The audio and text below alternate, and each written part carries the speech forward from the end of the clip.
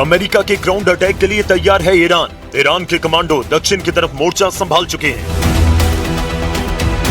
एक तरफ अमेरिका की मरीन फोर्स और दूसरी तरफ ईरान के IRGC कमांडो। लड़ाई बहुत खतरनाक होनी जा रही है, ये आशंका पूरी दुनिया को है। इस जमीनी जंग में कौन किस पर भारी पड़ेगा, इसका फैसला न ईरान में हो रहा है न ही अमेरिका में। इस युद्ध में आगे की लड़ाई कंट्रोल करने के लिए रूस के राष्ट्रपति व्लादिमीर पुतिन ने किया है बड़ा फैसला।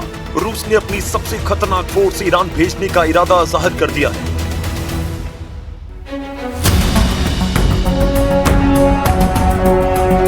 रिपोर्ट है कि पुतिन ने अपनी स्पेशल फोर्स ईरान में उतारने का फैसला किया है। पुतिन के ऑर्डर पर कमांडर कादिरोव ने ईरान युद्ध में उतरने का इरादा पक्का कर लिया।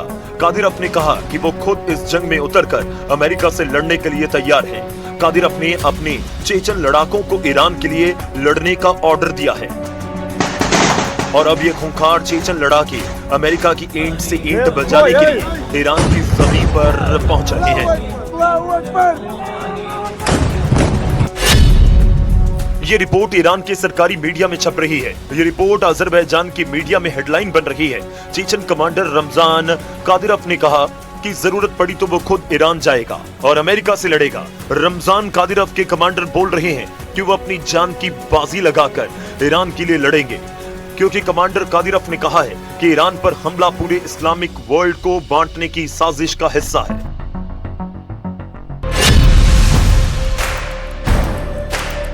यूक्रेन के मारियुपोल, बखमूत और रूस के कर्स्क में पूरी दुनिया के कादिरोव के लड़ाकों की बहादुरी देखी है। चेचन लड़ाके किस तरह लड़ते हैं, गोली और बारूद से डरते नहीं बल्कि उनके बीच जीते हैं। अब चेचन लड़ाकों की इसी बहादुरी को पुतिन ईरान में इस्तेमाल करना चाहते हैं। ये रिपोर्ट्स बता रही हैं कि अमेरिका को हराने के लिए पुतिन ने अपने जांबाज लड़ाकों को ईरान में उतारने का फैसला किया है।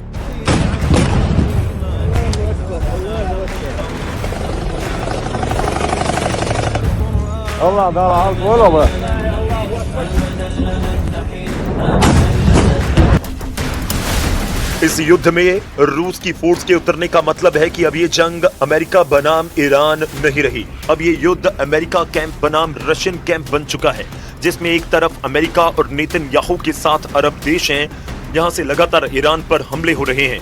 वहीं दूसरी तरफ ईरान को बचाने के लिए तैयार है रूस, चीन और उत्तर कोरिया। यही वजह है कि इस जंग को अब तीसरे विश्व युद्ध की शुरुआत कहा जा रहा है, जहां वॉर जोन ईरान है और दोनों तरफ लड़ने वाली ताकत सुपर पावर मानी जा रही है। ईरान के खिलाफ ग्राउंड ऑपरेशन के लिए अमेरिका इसलिए मजबूर हो रहा है क्योंकि वो अब ईरान के मिसाइल अटैक को नहीं रोक पा रहा। ईरान की खुर्रम शहर और सेजिल मिसाइल किस तरह इजराइल पर हमला कर रही है, इसके वीडियो लगातार वायरल हो रहे हैं। ईरान लगातार अपनी मिसाइल पावर से इजराइल, अमेरिका और खाड़ी देशों को शॉक पर शॉक देता जा रहा है। ये इजराइल का आसमान है और यहाँ ईरान की बैलिस्टिक मिसाइल कैसे इजराइल की 2 इंटरसेप्टर को धोखा देती है। इस वीडियो ने नेतन्याहू को परेशान कर दिया क्योंकि उनकी पूरी ताकत ईरान के मिसाइलों को रोकने में जाया होती जा रही है। इजराइल के डिफेंस सिस्टम काम नहीं कर रहे हैं।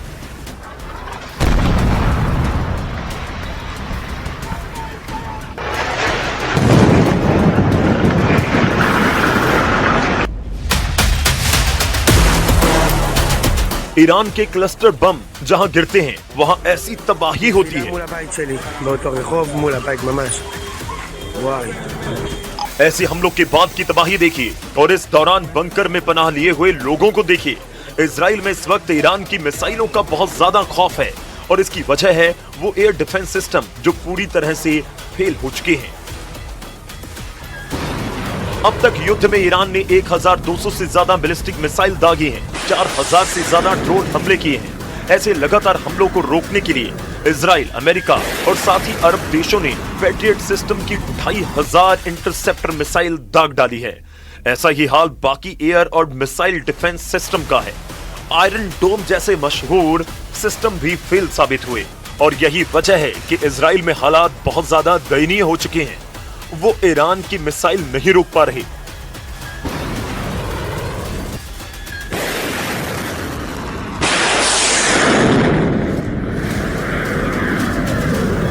लेकिन डोनाल्ड ट्रंप की प्रवक्ता कैरोलिन का दावा है कि इस युद्ध में अमेरिका को लगातार कामयाबी मिल रही है।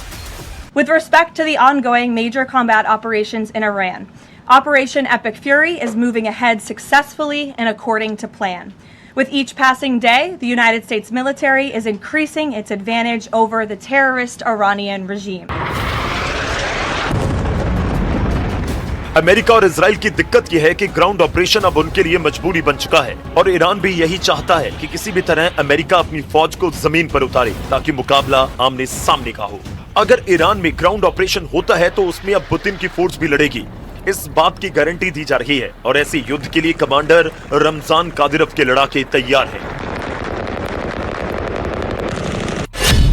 चेचन्या के अख्तम स्पेशल फोर्स के कमांडर लेफ्टिनेंट जनरल आप्ती अलाउद्दीनोव ने कहा कि इस युद्ध में वो ईरान के साथ हैं। अगर जरूरत पड़ेगी तो वो खुद भी ईरान की जमीन पर जाकर लड़ने के लिए तैयार हैं। लेफ्टिनेंट जनरल आप्ती अलाउद्दीनोव को चेचन लीडर रमजान कादिरव का कमांडर नंबर 1 कहा जाता है। आप्ती अलाउद्दीनोव चेचन्या की अखमत फोर्स का कमांडर है जो कादिरव की स्पेशल फोर्स मानी जाती है और इसी फोर्स ने कर्स्क और मारियोपोल में पुतिन को जीत दिलाई है। यही वजह है कि आप्ती अलाउद्दीनोव कर्स्क का किल कमांडर कहा जाता है और यही किल कमांडर अब ईरान में पहुंचकर अमेरिकी मरीन का सबसे बड़ा खौफ बनने को तैयार है। चेचन्या की फौज कैसे लड़ती है, इसके वीडियो लोगों ने यूक्रेन में देखे हैं। पुतिन का सबसे भरोसेमंद कमांडर रमजान कादिरव और उसका एक-एक लड़ाका अगर ईरान में उतरा तो जंग बहुत भीषण होगी।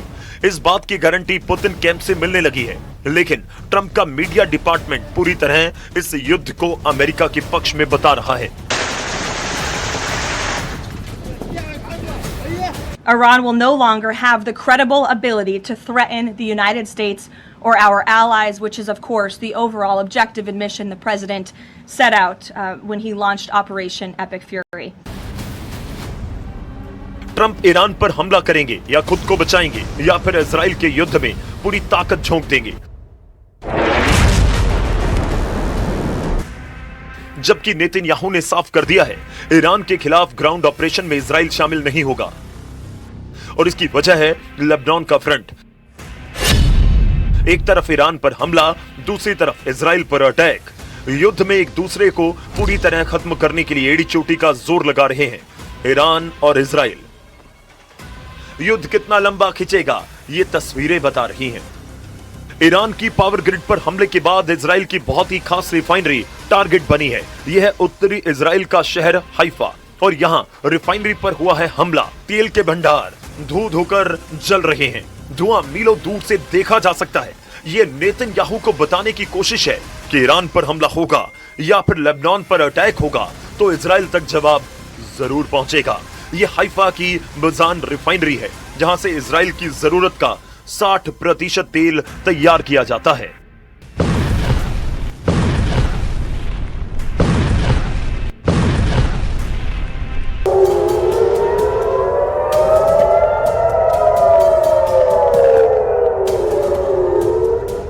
इजराइल की सरकार का दावा है कि हाइफा की रिफाइनरी को ज्यादा नुकसान नहीं पहुंचा और तेल की सप्लाई पर कोई असर नहीं पड़ेगा। यही वजह है कि ईरान को रोकने के लिए अब ट्रंप उसकी जमीन पर उतरकर लड़ना चाहते हैं।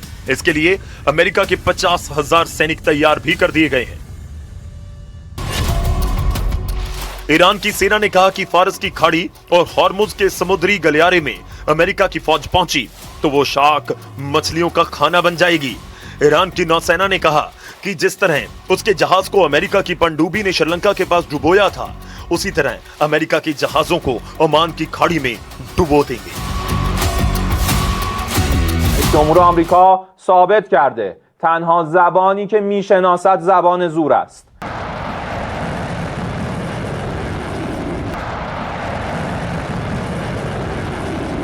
ईरान के सामने इस वक्त उसका दक्षिण का फ्रंट बहुत ज्यादा खतरनाक बन चुका है।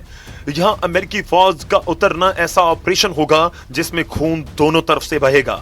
इस बात की गारंटी डोनाल्ड ट्रंप और ईरान दोनों तरफ से दी जा रही है, लेकिन ईरान की वार्निंग ऐसी है जिसे ट्रंप और उनके कमांडरों को बहुत ही गंभीरता से लेना होगा।